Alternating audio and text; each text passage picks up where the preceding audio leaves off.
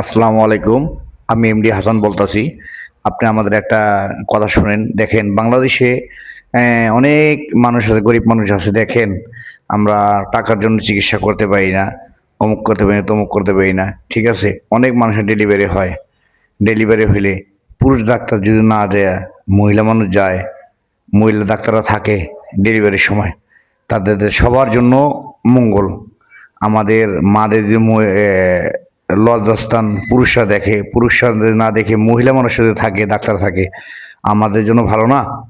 আমরা চাই শুধু মহিলা ডাক্তারে থাকুক, মহিলা ডাক্তারে থাকুক। আর আমরা চাই পুরুষ ডাক্তার যদি না থাকুক অপারেশন থিয়েটারে। দেখেন আমি তো লেখাপড়া জানি না, তাও আমি বলতাছি আপনাদের একটাই দাবি, কিন্তু অপারেশন থিয়েটারে মহিলা ডাক্তার সবচেয়ে বেশি দরকার।